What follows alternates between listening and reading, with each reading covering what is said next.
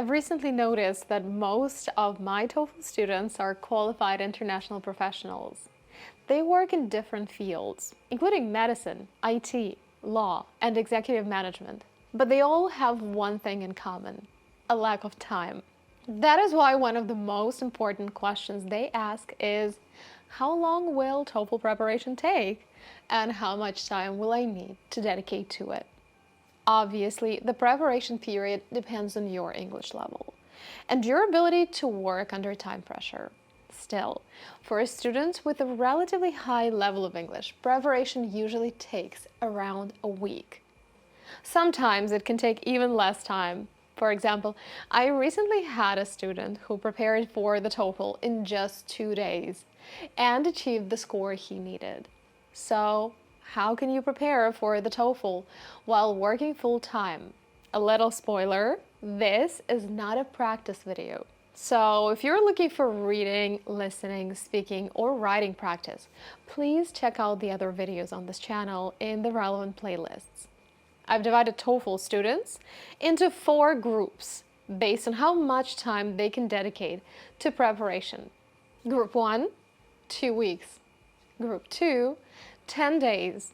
Group 3, 1 week. Group 4, 2 to 3 days. We'll start with Group 1 and gradually move toward Group 4. For Group 1, here is what I suggest you do. First, take 2 or 3 full practice tests. You can find them on the LinguaTOEFL platform, which I normally use with my students in class, or on any other platform that offers full TOEFL practice tests. Simply open a practice test and complete all 4 sections. Start with reading, then move on to listening, writing, and finally speaking. You should do this at least twice because one test is not enough to accurately assess your level and identify your problem areas. Once you've completed the tests, start analyzing your results. On the LinguaTOEFL platform, AI evaluates your performance, shows you what kinds of mistakes you made, and identifies the areas you need to work on. You can use this feedback, but remember that your main goal at this stage is to identify the task types that cause you the most difficulty. For example, the reading section includes 3 task types: complete the words, read in daily life, and read an academic passage. Identify the task type in which you made the most mistakes and write down its name. The listening section includes 4 task types: listen and choose a response, listen to a conversation, listen to an announcement, and listen to an academic talk. Follow the same process here. Identify the task type that was the most difficult for you and write down its name. The writing section also has 3 task types: build a sentence, write an email, and write for an academic discussion. The speaking section has only 2 task types: listen and repeat, and take an interview. Once you've identified the task types that are the most difficult for you, start practicing them separately. For example, go to the reading section and practice only read an academic passage tasks. By practicing, I mean completing at least 5 tasks of this type. Then move on to listen to an academic talk, for example, and complete 5 tasks of this type. Focus only on listen to an academic talk and nothing else. When you practice the same task repeatedly, you begin to notice its specific features and develop your own strategies for approaching it. By the way, in the reading and listening sections, most students struggle with the final task types: read an academic passage and listen to an academic talk. In the writing section, write for an academic discussion is usually the most difficult task, while in the speaking section, most students struggle with take an interview. The biggest challenge in most of these tasks is academic vocabulary. Take an interview is the only exception. Academic vocabulary is not essential for this task, but it can still give you an advantage. While completing practice tests, especially the reading and listening sections. Write down any unfamiliar word on a piece of paper or in the Notes app on your phone. Then, when you practice the speaking and writing sections, open your list and make yourself use as many of these words as possible. This technique works wonders. First, you'll remember the words much better because you'll actively use them in practice. Second, topics across the different TOEFL sections often overlap, so vocabulary from one section can turn out to be extremely useful in another. Let's sum it up. Complete 2 or 3 full practice tests on the platform. Identify the task types that cause you the most difficulty and practice them separately. Write down new vocabulary from the reading and listening sections and then use those words in speaking and writing. Now, let's move on to group 2. Since students in this group have less time, they need to move faster, which means their preparation should be more focused.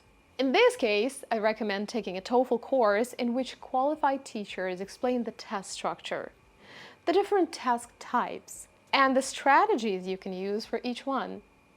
Here is the plan. First, complete the course.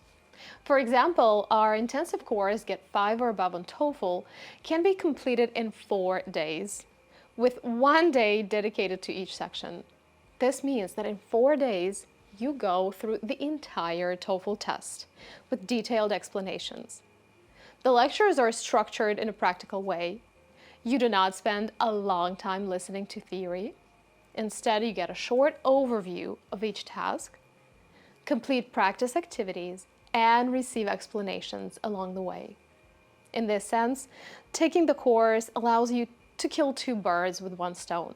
You become familiar with the test structure and task types while also learning specific strategies for approaching them.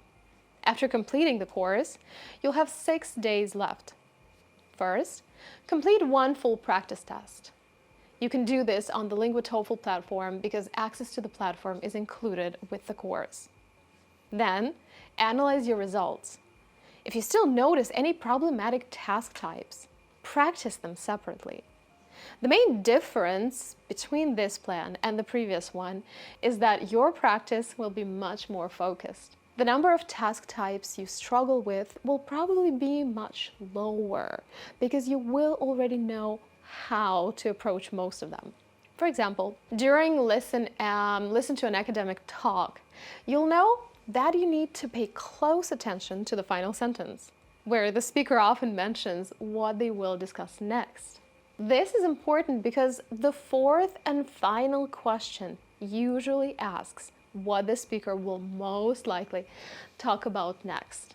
You also will not need to spend time collecting new vocabulary from every practice test, because this work has already been done for you. Each lecture introduces and explains the vocabulary you need to know.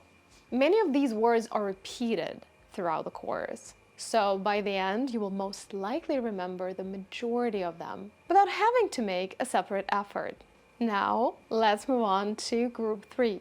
Students in this group have even less time, which means they need to reduce the amount of time they would normally spend practicing speaking and writing. These 2 sections require more personalized feedback, so simply taking a course may not always be enough to master them. That is why I recommend taking a course that includes a consultation afterward.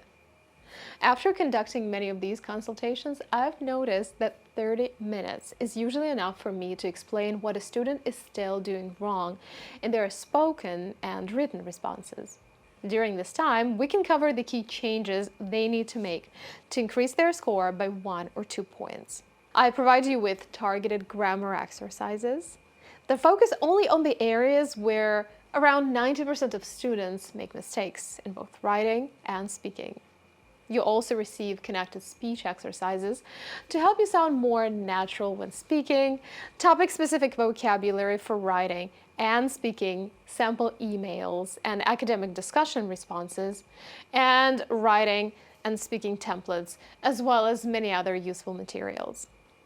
Before the consultation, make sure you prepare several written and spoken responses in advance so that I can review them and give you specific feedback. Finally, Group 4 consists of students who have only 2 or 3 days to prepare. For them, I strongly recommend taking one-on-one lessons with a teacher. Based on my experience, 2 sessions are usually enough to cover everything you need to know.